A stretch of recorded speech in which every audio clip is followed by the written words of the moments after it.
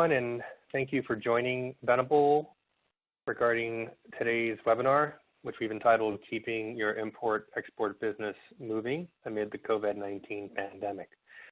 My name is Ashley Craig, and I'm a partner with the firm's International Trade and Logistics Group, where I have the honor of co-chairing with my partner, Lindsay Majeure, who also is on today's webinar. And we also have our colleague, Elizabeth Lowe, who's counsel in our group. Today, the three of us are going to walk you through various topic issues and subject matter arising from the COVID-19 situation that impact not only global trade, but domestic transport as well. Just a few housekeeping tips as we move forward. First, today's webinar is CLE Credit worthy for the jurisdictions of California and New York in particular, and in front of you is the CLE Credit language. If you do have any questions, please let us know on that. Additional housekeeping, we welcome questions throughout the presentation. We have allotted time at the end of our joint comments. So for those of you that are on and are able to, please go ahead and submit your questions at any time. Our colleagues are collecting those and will make those available to us here. And then one or all of us will be able to address those as we move forward towards the end of the presentation. I believe we have about an hour and 15 minutes or so for the duration of today's discussion. So I think we'll have enough time to not only get through our substance and commentary, but also field questions from those of you attending. Let me also say that on behalf of my colleagues, thank you very much for attending today. We see that we have a very nice diverse group of RSVPs that include clients as well as non-clients of the firm. So everyone, of course, welcome, and we appreciate your time here today. So regarding today's discussions, we are going to focus primarily on the supply chain and practical issues that we have seen now as we enter week 3 of the pandemic from a U.S. perspective anyway. I will touch on the supply chain contracts and performance or non-performance issues that have arisen, as well as, of course, force majeure, how that impacts you, both as a provider or as a user of transport. We're also going to talk about critical infrastructure and essential business. And these are terms that I'm sure everyone on this conversation has come to know in the last couple of weeks, but they are vitally important to the supply chain given the restrictions. And Liz Lowe will walk us through that, as well as drilling down on some of the state and local patchwork of restrictions, curfews, and shelter-in-place orders. We will also talk about the current status at the U.S. borders.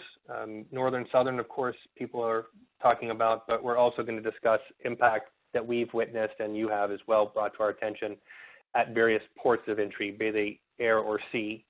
And then Lindsay will walk you through pivoting cross-border transactions in the wake of the COVID pandemic. And she will also discuss possible tariff or other regulatory relief that might be available. We've seen unprecedented legislative activity in the last week and a half, and Lindsay will walk us through how that impacts potentially on a positive side, the supply chain, all actors that are involved in it, and also just give you a bit of projection as what we see coming down the road as our colleagues in the legislative group at the firm tell us. This is round 3 of a stimulus package, which will see additional versions in the weeks and likely months to come. All three of us are going to comment at the end on practical tips. Hopefully when you walk away from today's webinar, you'll be able to field those and implement those. And then, of course, Q&A, and I'm pretty confident we'll have a decent amount of time to go through that. Lastly, before we jump into the substance, we've attached at the end of this presentation some resources that we have been using here at the firm and within the practice group that we believe would be of interest to you in attendance, as well as your colleagues who could not make it today. So please feel free to share. So turning to the first topic, understanding the supply chain contracts and force majeure and how that may impact. Needless to say, those of you that are on the call understand logistics and you've been involved in supply chain operations on a day-to-day basis for quite some time. I think we've all had our fair share of examination of service contracts and master service agreements and other performance contracts that touch the supply chain. We're not going to go line by line. I raise that because force majeure is in every single contract that you will look at. It's there, and it has been since the beginning of essentially supply chain operations. It has been invoked, of course, both from a provider, so the carrier side, as well as from the user side, for a variety of reasons. You may recall when we had a volcanic eruption about 10 years ago in Iceland, which forced a stoppage of air transport across all of Northern Europe. Force majeure was invoked at that time by certain carriers, and that's just an example of one of the more recent examples. When Hanjin went bankrupt, force majeure was invoked or attempted to as well. Today, in the context of the COVID pandemic, it's an interesting state. We do know that some folks have contemplated from the carrier side. We do know of one in particular that has already invoked it within certain business lines, and we'll talk about that in a second. But stepping back, we recommend that you take a look holistically at your supply chain. You do that anyway when it comes to just standard operating procedure. But today, given the uncertainty surrounding where we find ourselves as a global trading community, it's important that if you haven't already done it, and I'm probably going to say that you have, but just to reiterate, take a look at all actors in your supply chain. Your supply chains are highly diverse, dynamic, and complicated. You're relying on a mix of various providers. Even if you are using a 3PL or 4PL, when you start to peel away those layers, clearly the operators to move product from A to B involve a variety. So take a look and see, touch base with your various providers and see what they're telling you. Everyone is in the current state together, and no one seems to have an advantage over another actor. I do believe as we enter week 3 here, again, from a U.S. perspective, things seem to be, I don't want to say stabilizing, but there seems to be a better sense of dynamics and what is critical infrastructure that you're going to hear from our colleagues and what is not. That's playing out in terms of the actors.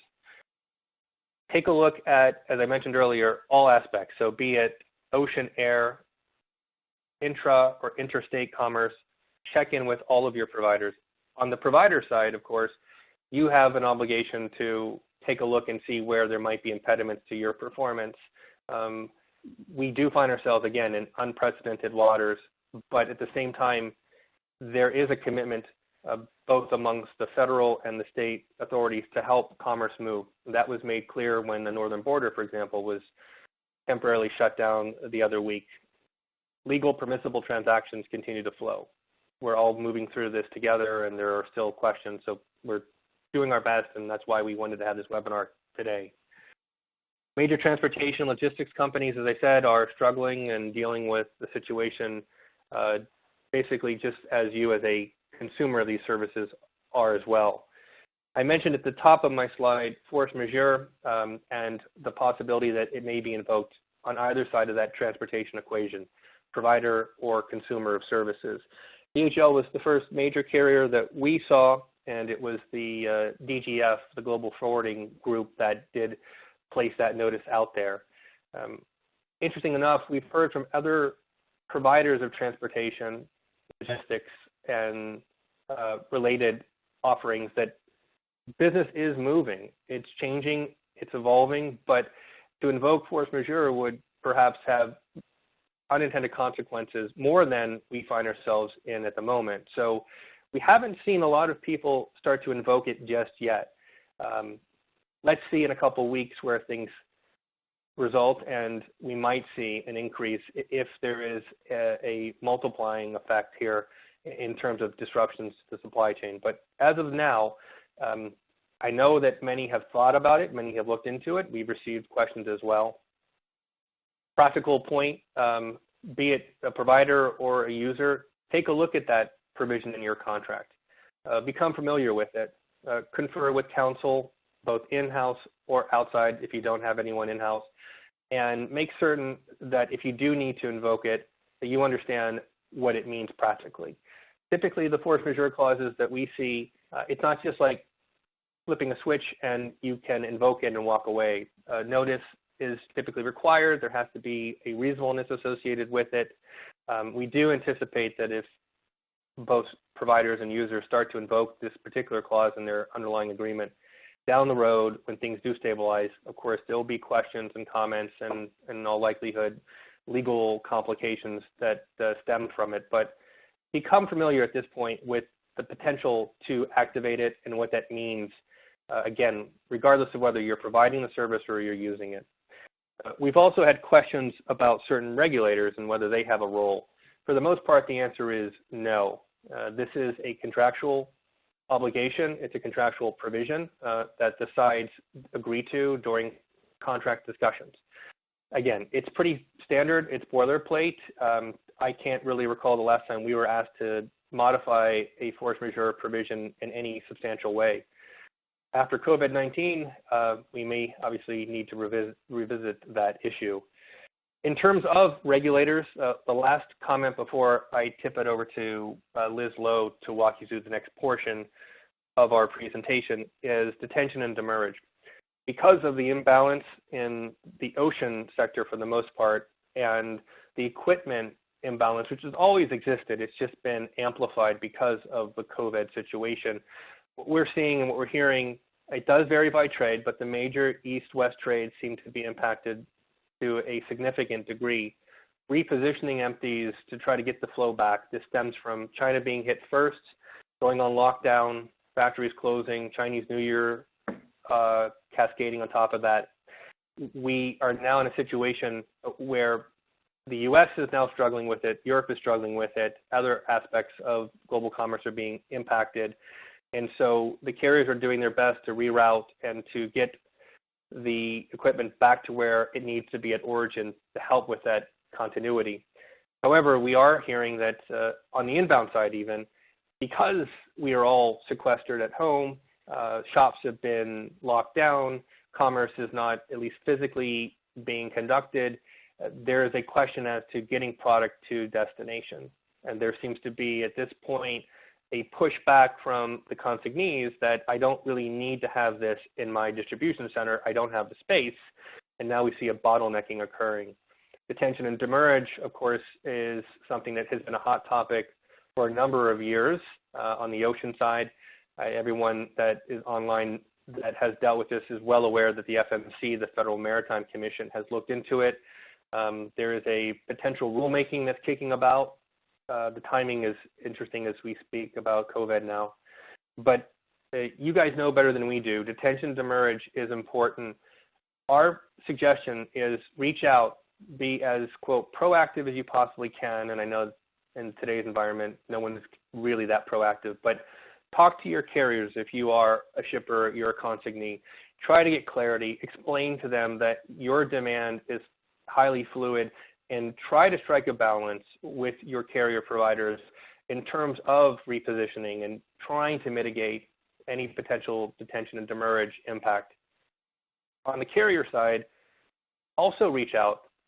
Some of the comments that came through the FMC examination in the last couple of years really focused on the lack of clarity, the lack of any sort of transparency in general.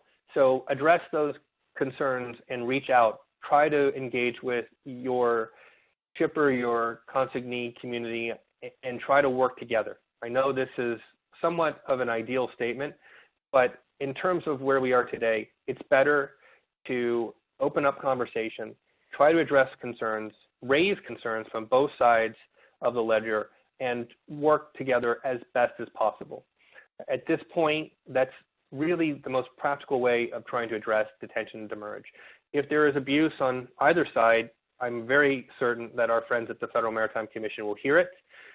Even going into this pandemic, back in February, the FMC was put on notice from some shipper groups to go ahead and monitor the situation, stemming from what they did the last couple years in terms of the fact-finding from Commissioner Dye. So again, our comments open up discussion, try to share back and forth to the best of your ability. It will be at times complicated, there's no question. It already is, but try to work together. That is the most practical way to address the D&D situation at the moment. And on that note, I'm going to turn it over to Liz Lowe, who's going to touch on critical infrastructure and essential business operations. Liz, to you. Thank you, Ashley. Good morning, good afternoon to everyone, and thank you all for joining us. I'm going to talk initially about critical infrastructure and operating an essential business. As I'm sure everyone on the call knows and remembers, around mid-March, we started seeing curfews, some limited closures, shutdown of certain businesses on the county and city level in anticipation of increased and expanded closures across the country. The Cybersecurity and Infrastructure Security Agency, CISA, within DHS, issued guidance on March 19th as to critical infrastructure sectors and critical infrastructure workers. These are sectors and workers that are required to maintain the services and functions that Americans depend on daily. The initial version released on March 19th was intended to be broad and over-inclusive. We have now seen a new version, a version 2.0, which was just released Saturday afternoon. So many of you may not have seen that yet. Importantly, the new version of the CISA guidance does not eliminate any of the critical infrastructure sectors. There are 16 of them. There were in the March 19th order, and those 16 sectors are still covered under the version 2.0. What this new version did do was to expand the subcategories and the examples of critical infrastructure workers under each of the sectors. So, for example, the transportation and logistics sector now includes 19 subcategories. The previous version of the guidance had 12 subcategories. Some of the new subcategories that were added in version 2.0 include workers supporting the distribution of food, pharma, medical materials, and other critical infrastructure sectors. So that's a new explicit addition to the transportation and logistics sector. Also, inland waterway transport workers, and another very important one, especially for this audience, is warehouse operators. This is broad. There is no limitation as to what is within the warehouse, but warehouse operators and critical vendors and support personnel, including customer service personnel for those warehouse operations. Obviously, DHS, CISA has had a couple of weeks to look at the impacts of some of these closures and are now adjusting to broaden and make sure that we are really covering all of the essential services that need to be covered.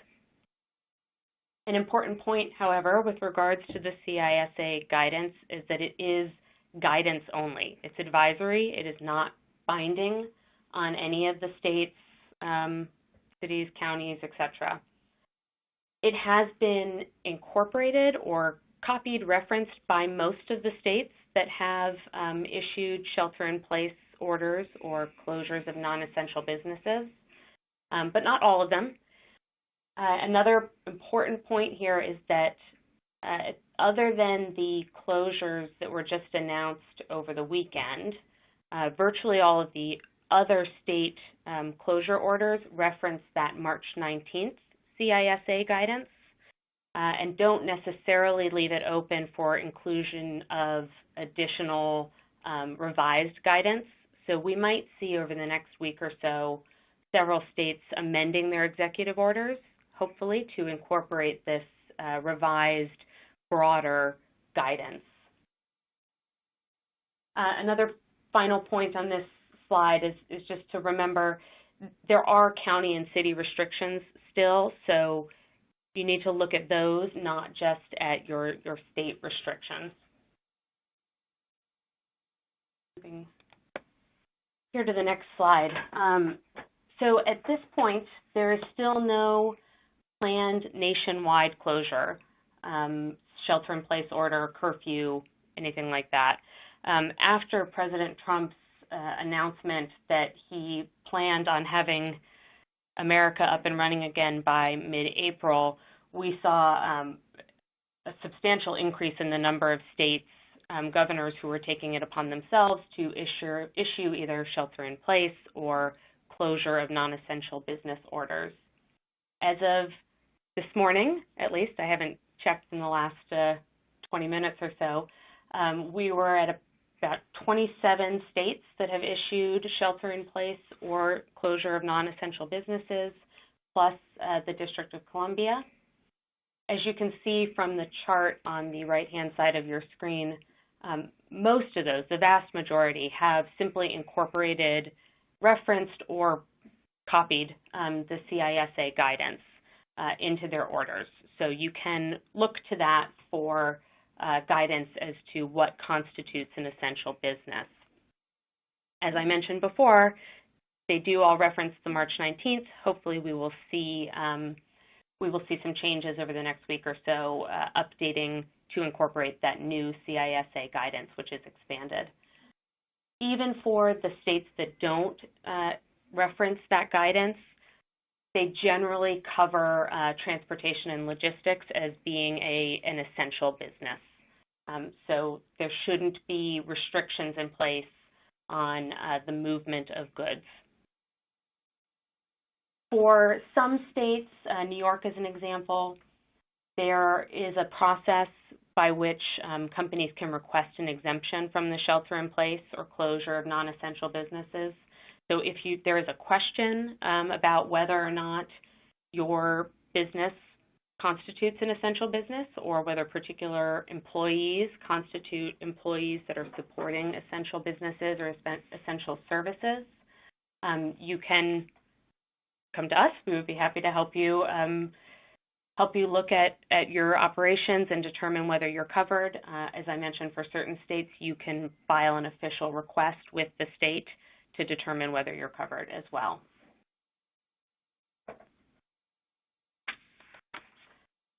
So your essential business is running. The next question is, how are the borders and the ports operating? Everyone is well aware, and Ashley mentioned it earlier in our presentation, the northern and southern borders have been closed for non-essential traffic. We also have travel suspension from the EU and from several other locations. And while there was some confusion initially with regards to whether these closures would impact cargo from those locations, the government has clarified that cross-border trade,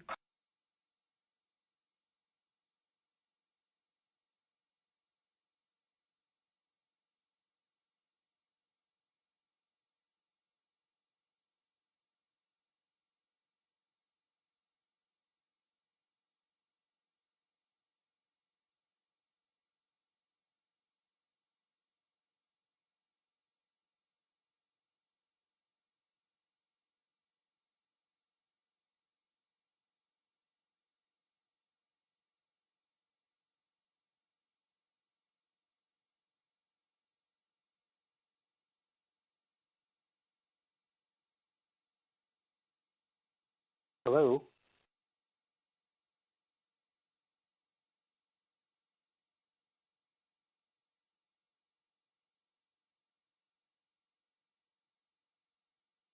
I believe that, great. I understand you can hear me, everyone. So our apologies. As we're all well aware, we are working remotely, and so we're all dialing in from 3 separate locations. And so our colleague, Liz Lowe, who was leading this discussion, hopefully will be able to join us. It sounds like we may have some audio issues on some end. So I believe, if I'm not mistaken, let me pick up for Liz until she rejoins us. Liz, feel free to knock me off and you can run with it.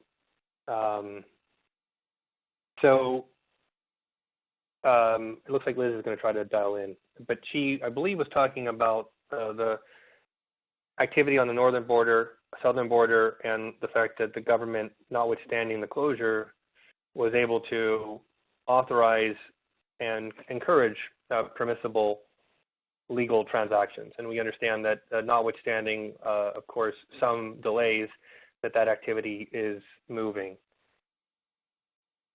So we also have a note in terms of essential business exemptions that apply to employees that are involved in these related services, and not to the company as a whole. So we fielded many questions in the last week as to individual employees that need to go from A to B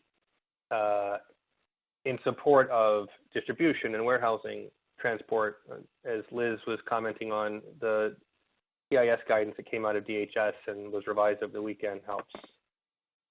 Liz, I believe, is back now. So Liz, if you're online, feel free to take it from here. I think I'm kind of basically on your last solid bullet on this slide. Great, thank you, Ashley. And my apologies, my landline phone cut out all of a sudden. Thank you, Ashley, for picking that up. Moving on to the status of trade itself. Trade does continue. There is trade that is occurring right now, but we are seeing impacts, in particular from the countries that were first hit by COVID-19. As an initial point, we're seeing about 60% reduction of air cargo capacity, which I'm sure many of you are aware of now, and that's due to the grounding of most, if not all, long-haul flights. So that cargo space on passenger aircraft is not currently available. As a result of that, we are seeing a shift to ocean. And at this point, there have been no formal government orders, actions at major U.S. ports, closing the ports or changing the processes at the ports. That being said, some ports have taken it upon themselves to take some actions. Baltimore, for example, they only have one container terminal, but that terminal is closed through tomorrow, I believe, due just to a decreased volume. On the flip side, ports of LA and the Port of Long Beach are reporting that they're at about 80% capacity right now, which is great to hear. The problems that we're seeing and continuing to see that will make up that 20% that we want to get back to on the West Coast and obviously on the East Coast as well.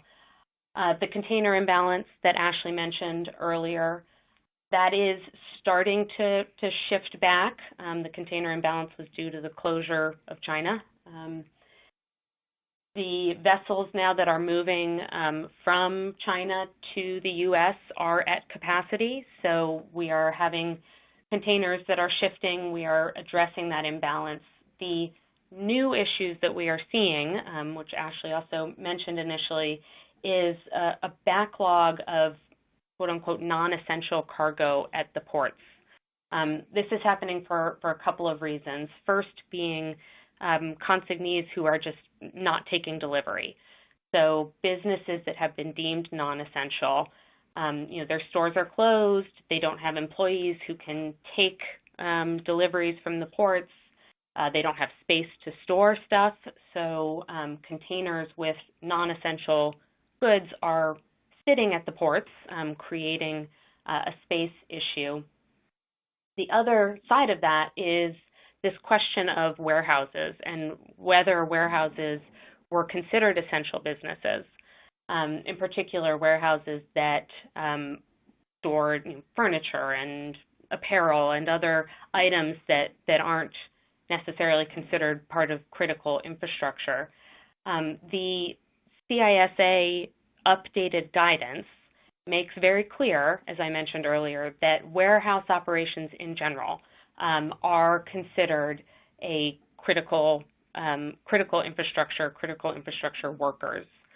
So hopefully what we will see with the new CISA guidance is that warehouses that previously thought they were forced to close due to the shelter-in-place orders and closures of non-essential businesses will hopefully start reopening and taking some of that cargo from the ports. This is especially important because if the ports get backed up due to quote-unquote non-essential goods that are sitting at the port, it makes it harder to get the essential goods that are needed through the country's ports and to the places where they are needed. So that is something that we will be monitoring closely, and I think hopefully we'll see some relief from that with the changes to warehouse operations in the near future. And I'm about to pass it over to my colleague Lindsay for the next couple of slides, but before I do that, just want to note that the CLE code for this webinar is Trade 2020. So again, the CLE code is Trade 2020. Thank you. I'll hand it over to you, Lindsay. Oh, sorry, Ashley, go ahead. And I was just going to note that we have received several very good questions, and please know we're not ignoring them. We're going to table them to the end of the conversation once Lindsay goes through her portion and we talk about some practical tips. So we have those questions, and keep them coming, please. Thanks. Great. This is Lindsay Majeure. Thank you to both Liz and Ashley. So I'm going to be talking about pivoting your cross-border business in today's environment of this new normal with the COVID pandemic. So some things to think about.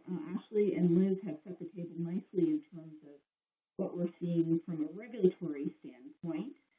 And so we want to now also think about, are there alternative ways for you and your business to remain operational? So we've had a discussion about what is essential business and analyzing whether or not you have a business that is within the scope of that essential business or critical infrastructure community. As we have clarified those various provisions, companies are looking at those to say, one, am I in the critical infrastructure or essential business such that I'm permitted to continue my work? And then secondly, is there a position that you can take to permit your activities to continue? But if they're not fully operational, obviously businesses want to understand what they can and can't do. And I think the key in today's environment is to remain flexible. So we have all seen the issues recently about certain planned walkouts. So you're not only dealing with an environment of what you can do, but then will you have the employment support there to do it as well? That's certainly an interest here for workers and also maintaining the availability to manage Americans with Disability Act issues. Those particular types of business issues are being reviewed and addressed by our colleagues in our Labor and Employment Division, and they would certainly be happy to address those minute details that can really impact your business. But in the meantime, what can you do to expand the ability for you to conduct business, even if you are not quite fully operational? Are there other services that you can provide? So really what you need to do there is look to your supply chain. I think many companies actually undertook an analysis like this back when the China Section 301 tariffs were being imposed. People were concerned about an entire dependence upon one particular source of either raw materials or components, but also started looking for alternatives. Well, I think the same is true today.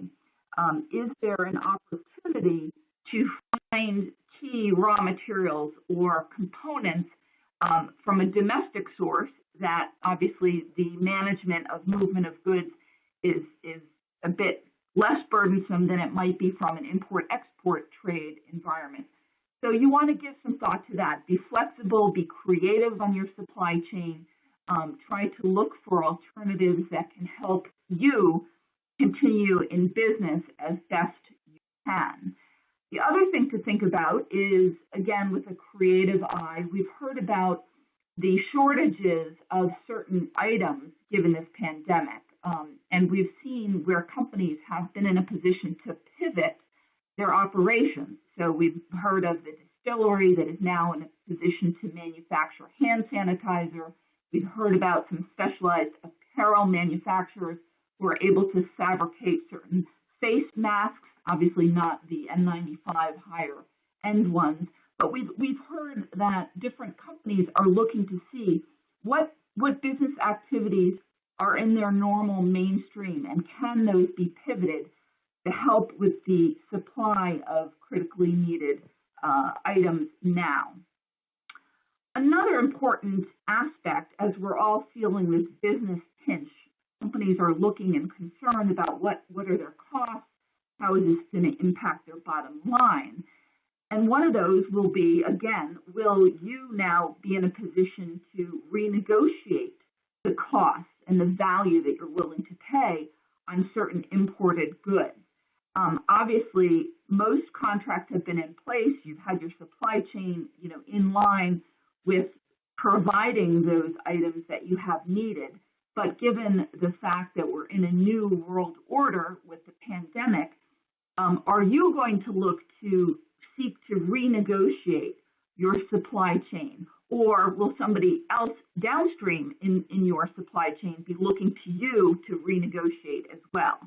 And to that point, I remind folks that under the customs regulations, any agreement to change a price for an imported good must occur prior to the foreign exportation.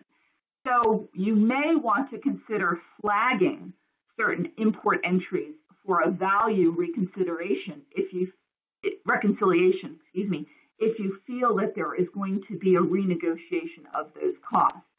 Clearly, that is best reflected by means of a formal written agreement, whether that's via email or a formal amendment to your contract. Those are all important considerations as you're looking to, manage your business today. Ashley also mentioned at the top of the hour some of the relief that the federal government has been looking to. And we have seen 2 rounds of funding. We've seen certainly the funding and relief efforts that have been implemented under the CARES Act. Various sections are targeted at certain industries. Most notably, small business is one, financial services is another, air carriers and the related workers is another. There's the debt relief fund, which is also of importance. We've seen as well the $340 billion in emergency funding that has been allotted to combat the coronavirus outbreak. And there are various sectors within state and federal parts of the government that will be taking the lead on that. If you think back, for example, to Hurricane Sandy and the relief under the TARP system that was put in place then, there'll be a lot of interest in trying to support the government in providing the services, whether it's for the FEMA disaster relief or for hospitals or for other parts of the government. And so, again, our government contracting colleagues are monitoring that, and the regulations are not yet forthcoming, but everyone should keep an eye on those regulations to see if there's something within these provisions that can assist and support your business, whether it's one in the financial services, whether it qualifies as a small business, or whether it's one that can provide subcontracting, for example, to some of the government agencies that are going to have access to this support funding. Okay.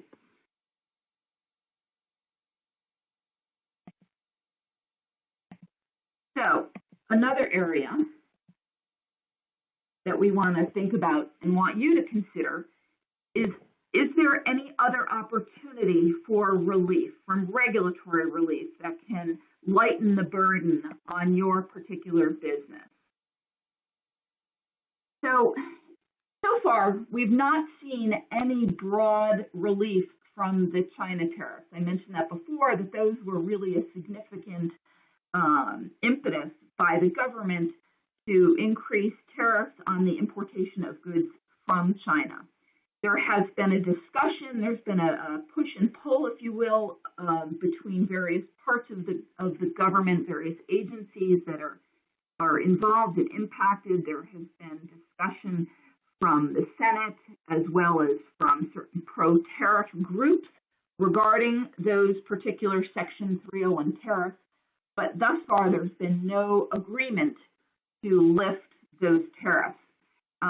We have seen, for example, a letter from senators over to the Trump administration with an idea about different areas for potential relief, including examining what tariff relief can be provided due to COVID. So we did see some relief opportunities for the importation of medical devices, pharmaceutical products, and other health and safety related products that would fulfill the immediate needs of this pandemic.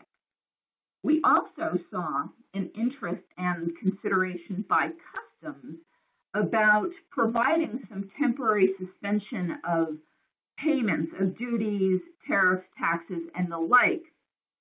However, there was a CSMS message that went out on the 20th of March, and it lasted 6 days, and then it was retracted on the 26th of March. So there was a 6-day window of opportunity when Customs was considering on a case-by-case basis some tariff payment relief, in terms of a deferral, not an automatic removal of those tariffs. We've also seen an announcement by Customs discussing possible extension for an increase in bonds if parties had received a notice of insufficiency. So that's another area. And what was interesting in the letter from the senators is they were looking not only on the tariff relief on the medical devices, but also looking to consider expanding the exclusion process for the Section 301 tariffs. And indeed, we have seen over the last several weeks where USTR has extended the ability to have a product exclusion that was previously granted for lists 1 and 2. You may recall that there are 4 lists total, but for lists 1 and 2, certain exclusions that had been granted under list 1 have now been extended for 12 months, and USTR is currently accepting extension requests for certain list 2 exclusions as well. So you might want to review if your product is subject of an exclusion, whether you submitted it or someone else submitted it. Any product exclusion that has been granted can be subject to an extension, but you need to put in the request. We're anticipating that additional extensions will be permitted for lists 3 and 4, but we can see that the government is approaching these in a seriatim basis. So we expect the list 2 exclusions to be reviewed for possible extensions with lists 3 and 4 to follow. And just a note there to remind you all that an extension request is not limited to the party that made the initial request. So there can be some opportunity for you there as well. And then I think finally, before we jump over to the practical tips, I think it's also beneficial to keep this in mind that we've been discussing the U.S. regulatory and supply chain review, but obviously the same analysis is being undertaken in every other country around the globe. So from a global perspective, I think we certainly need to be considerate of whether there are any export restrictions from foreign countries for your product, that while you may have a desire to continue to import it, there may be a restriction imposed by another government that will impact your supply chain effectively beyond your control as well. And so I know one of the questions that was posed was, giving some consideration of, lockdown either of a product or an industry or a part thereof in other parts of the world, such as in China or in India, and what the impact would be on the U.S. supply chain. We have seen that, for example, products that were critical for the pandemic, medical devices and the like, or other critical raw materials, where other countries have now prohibited the export of certain goods. If that's the case, again, I remind everyone you have to think creatively and be flexible to examine whether or not there are additional opportunities for sourcing in order to maintain your business or come back up to speed with your particular business. So with that, we're going to move over to a summary of some practical tips that we have seen, and I'm going to pass the mic back to Ashley to kick us off with that.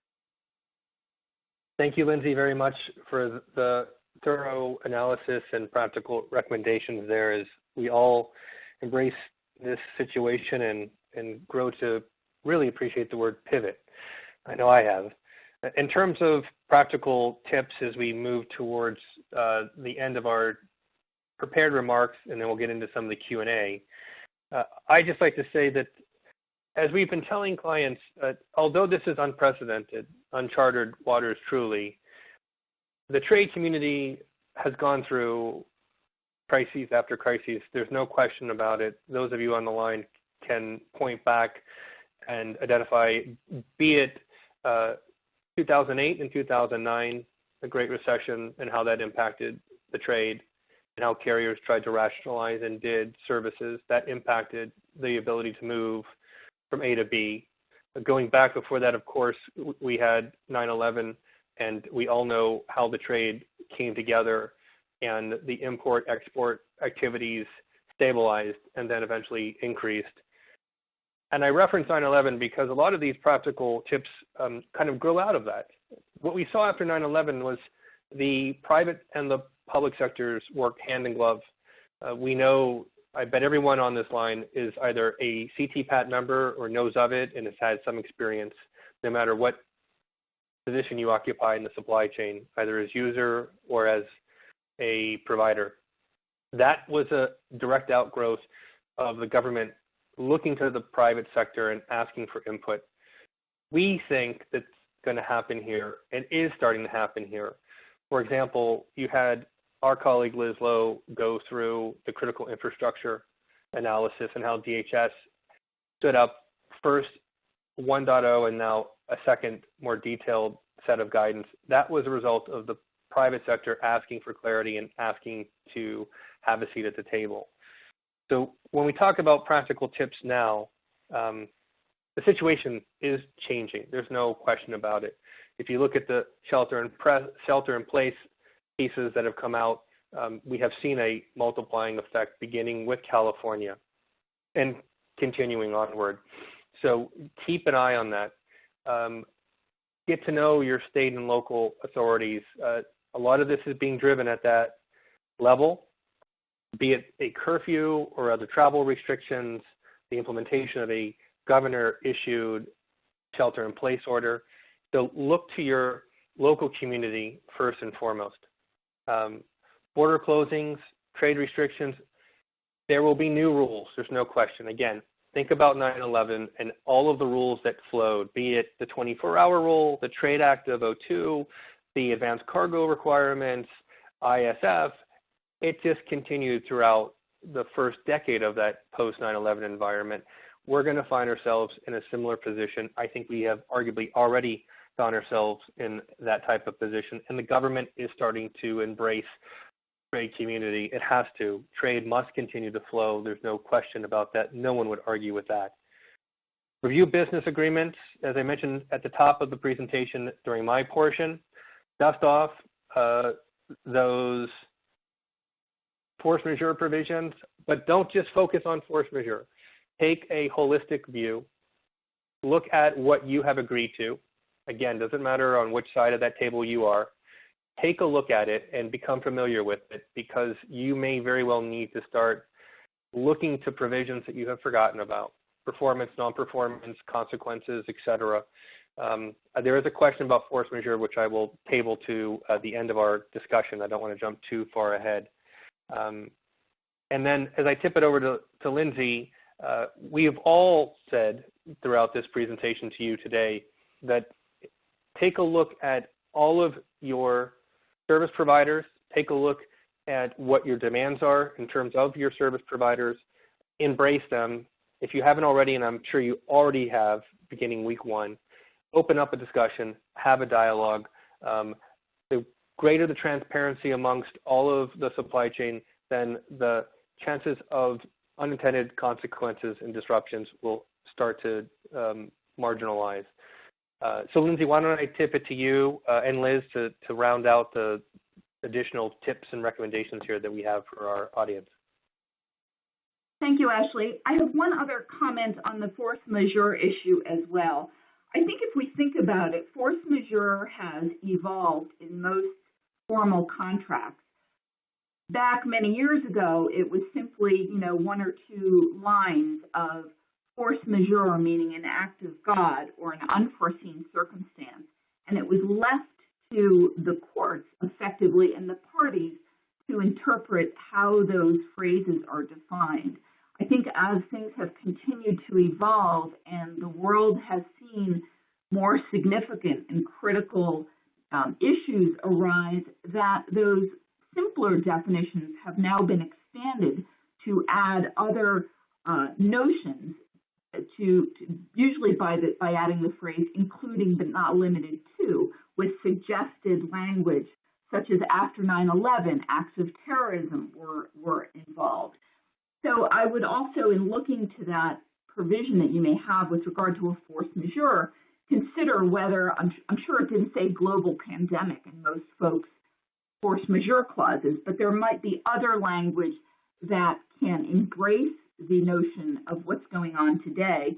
And I know in defining that and looking to put some better frame of reference, companies will examine how has this particular event, this unforeseen circumstance, been addressed by various governments. So did the WTO come out with something? Did the CDC come out with something? Is there a formal pronouncement by the executive order that, again, will provide a legal underpinning for a definition of a force majeure? Each contract obviously would stand on its own, but it's important to give some consideration to what yours look like today, how they might be modified for the future as well.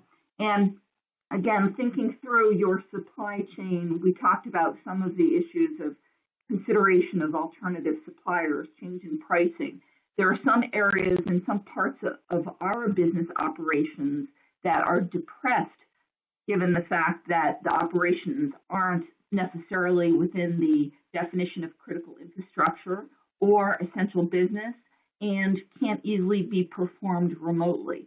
So those businesses need to give some thought to how they might be in a position to pivot. Is there an opportunity to supply some of the needs that are out there in a more creative manner? We all need to monitor for modifications to how the government is dealing with this in terms of either providing some regulatory relief, some other means of easing the administrative burden. We have seen, for example, that the FDA has made a pronouncement with regard to various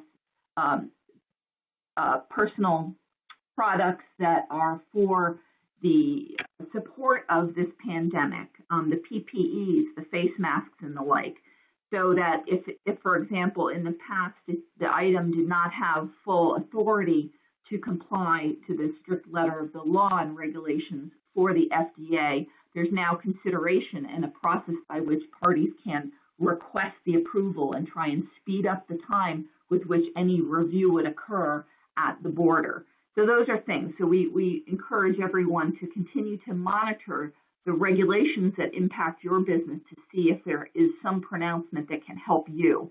We also encourage you to reach out to your government contracts and think about any associations with whom you may belong. Are they making an approach? Are they looking for areas of flexibility to, again, support your business? I think obviously each company has their own issues, so you should engage with your counsel to be creative and think of ways where you might have the opportunity to either take advantage of, for example, the CARES Act or some of the other provisions that we mentioned previously, but also to look for other pivots to your business that can help you, such as modifications to the value of your supply chain support. And then obviously everybody should continue to we encourage you to practice the social distancing and following, these various government announcements. It can be challenging because we'll get some announcements at the federal level. We'll get additional announcements, as we discussed, in terms of the shelter in place and other orders that come down from either a state, county, or sometimes even city locale. So we appreciate the fact that most businesses are certainly operating, within a particular state or maybe several states, but most operations these days have a global impact. So it's a challenge. We recognize that, but we are hopeful that we can assist as you work through the particular issues that may impact your business. So I know we have a number of questions, and so I'm going to send the microphone back to Ashley to kick off for a couple of the questions that have been submitted thus far. Thanks, Lindsay. So I'm going to play the role of moderator here. Thank you all for your questions. Lindsay did touch on a couple of them, including the very first question that we received in terms of force majeure being used by suppliers, not in the context of logistics and freight, but because of the various shelter-in-place orders, as well as other government restrictions. So to sum, as you heard from Lindsay, it is a fluid situation. The prior cases, which are rather, if you will, numerous and well-established, have dealt with traditional aspects of force majeure. We are in a bit of a new environment, so it's important to take a look at what you actually have in your contract and how it's drafted, and then to confer with counsel if you have a specific question. The government situation continues to change and to evolve, and it will clearly impact as we move forward. The other question, Lindsay, just to clear the deck, answered earlier as well, and that had to do with our trading partners, be it India or China, and what's going on there. And you heard Lindsay talk about the need to focus on the ground at origin because of certain restrictions that are being imposed for this current environment, be it on PPE, masks, et cetera. So coordinate with colleagues as best as you can. If you have specific questions, know that you can reach out to the team here at Venable and we can assist you. We maintain a very wide network of relations globally with colleagues to address these type of issues at origin. Liz, there's a question here that's come in, and maybe we can send it to you if I'm not mistaken. We have a question regarding updates on essential goods crossing between the U.S. and Canada. How will the emergency order of different U.S. states impact the flow, the movement of cross-border transactions? Any thoughts on that? Thanks, Ashley. Yes, and just to reiterate, the border closure for U.S. and Canada is for non-essential travel. Both countries have made very clear that there is no intention to impact the supply chain, and that trucks with cargo and goods are free to continue to cross the border. Whoever raised this question does bring up a good point about the differing shelter-in-place orders for the different U.S. states. As I mentioned earlier, most of the states, again, have incorporated the CISA guidance, at least the initial guidance. I do think we will see states updating their orders to incorporate the new CISA guidance that came out on Saturday, which, again, is broad and should cover the movement of goods between U.S. and Canada. That being said, there are some states that have chosen to come up with their own lists, some lists of essential businesses, essential goods, et cetera, that are a little bit more restrictive. So, our recommendation here would be we need to look at your specific supply chain, where warehouses are located, where they are moving from, what types of goods. And we're happy to help take a look at that and figure out whether, based on the location of warehouses within the United States, if there are any potential restrictions that you need to be aware of and account for in your supply chain. Thank you, Liz.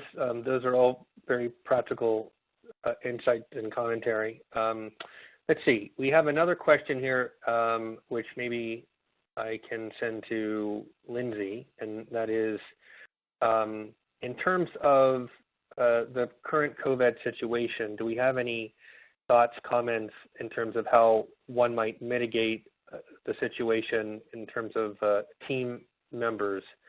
I read that, Lindsay, as to a very practical question that really transcends trade and cross-border. I believe the attendees essentially saying, do we have any thoughts on what a company might do given the current situation and how, if you're involved in critical infrastructure, let's take that, have we had any thoughts or comments on maybe protocols if we have a team member that has been exposed or might have been exposed? Do you have any thoughts on that? If not, I have a couple, but I thought I'd send it to you. Yeah, thank you, Ashley. Well, I think everyone should first look to the policy, the corporate policy that had been initiated. Most companies scrambled when they realized that companies were going to have to implement remote workforces. And although a business within either critical infrastructure or the definition of essential business was to carry on, generally there are limitations within the full range of employees that would support such services to be on site. And I think most organizations were looking to minimize those that would need to be on site. We've also seen where companies have modified their practices. So let's say, for example, if one operation was normally occupied by 6 different individuals with one particular skill set, at times, for example, would be modified such that all 6 would not be in at the same time, but to allow the functionality of the job to continue, but without having the overlap of physical presence as well. So that would be one thing. But I would certainly look to your corporate policy to provide some considerations. Most corporate policies have flexibility such that if someone feels insecure or uncertain as to their particular functionality and their ability to perform their duties, that there would be a mechanism by which they could run that up the chain, if you will, of command to look for an alternative approach to provide their services. Ashley, you said you might have additional thoughts. Very briefly, but I think that Liz had some thoughts that she wanted to share, given some recent developments with our trading partners on this point. Liz, did you want to comment?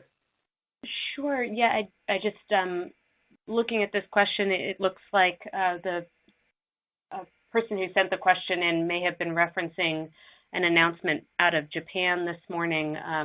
It does look like there is a new method of transmission for the virus that, simply being in close proximity to someone, not having them cough or sneeze, but simply being in close proximity can result in transmission.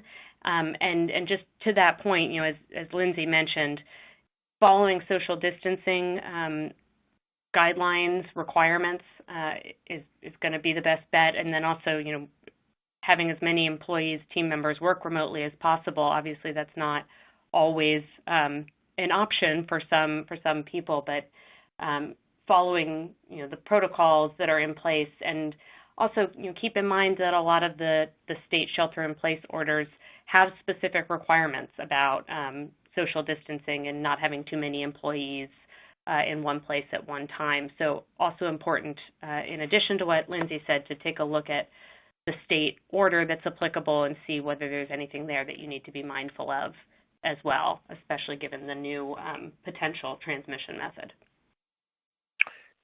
Thanks, Liz. And that's an excellent point. We talked about the situation being highly fluid, and clearly it is. There's a lot that we just don't know yet about the virus, and this is a very practical example. We would also just stress, and we have had clients ask us about this, protocols. WHO, CDC, they have issued and continue to update guidance to the public at large, but they have also started to tailor commentary guidance to the critical infrastructure sector. So many of you on this call fit into those buckets, probably more than just one, in terms of the critical infrastructure guidance from the U.S. Department of Homeland Security. It's important to take time and look at that guidance, look at the CDC guidance, and construct internally a mechanism by which you can reasonably handle a situation where an employee either has tested, unfortunately positive, or has been exposed. And in light of what you heard from our colleague Liz Lowe, this could multiply clearly in terms of transmission. That protocol should be based on the guidance coming from the government, and it should factor in that you are part of critical infrastructure. You will probably, without any doubt, start to receive questions, if you haven't already, from employees that recognize that their role is important, critical, clearly, but what about their own personal safety?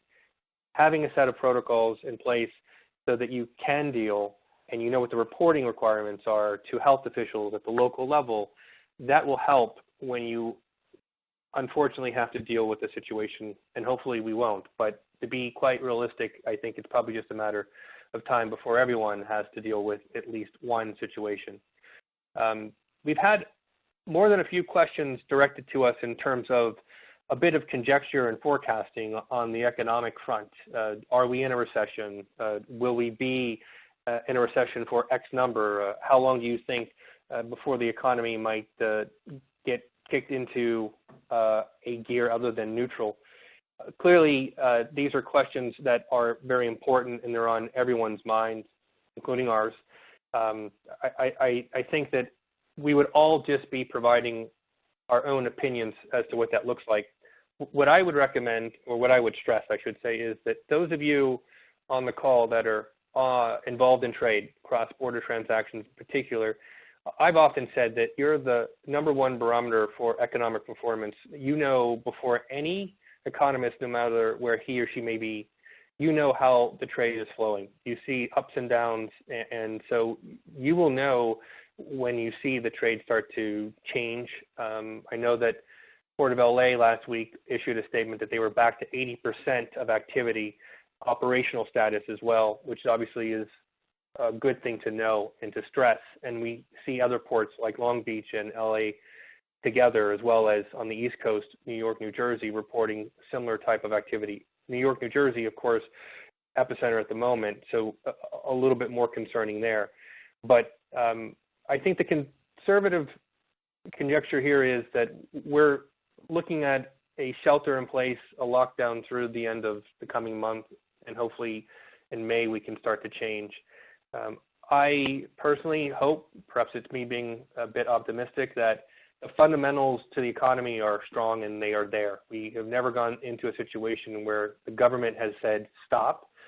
Commerce will come to a pause, at least at the local level. So once we get back to a place where we can start to move in a forward direction, I'm hopeful that you'll see the trade start to change and to pop. So again, I'm confident that that's where we're going to go. It's not going to happen, obviously, overnight, and it sounds like we're in it for a bit. Liz and Lindsay, I don't know if you have any thoughts or comments on those type of questions here. Thank you, Ashley. This is Lindsay. I do. I think we need to also keep in mind that this is a global issue, and we're going to see it, as we have over the last several months, ebb and flow, and it occurs at different times in different locations. So while the leading edge of the pandemic was in China in January, February, they're starting to see more of an uptick in business activity while we're just feeling the initial impact more severely. I think we will continue to see that on a global perspective. So while you're thinking about your business, bear in mind that there may be activity starting to open up overseas, notwithstanding the fact that we're feeling a more localized particular impact. So just as all of us on this webinar have an interest in global trade, I think it's important for all of us to keep that global hat on and consider what the impact is and where there's opportunity to support your business, obviously in a safe and healthy and careful manner. Thank you, Lindsay. Liz, any thoughts on this one? I know we're looking at about 4 or 5 minutes left for the webinar. Yeah, I think you guys covered it pretty well. Great, thanks. Now, I don't think we've had any other questions come in, at least not recently. I would note we've had questions from clients as to the government, as in the federal government, the various regulators that we all know and love, and they intersect with trade. The word from the government is it's still there.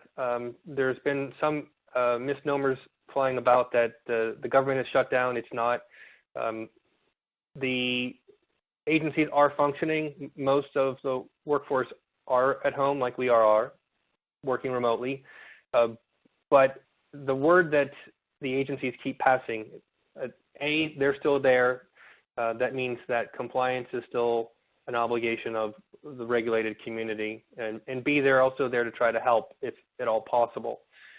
And we've seen that from more than a few federal agencies in terms of pushing out notice.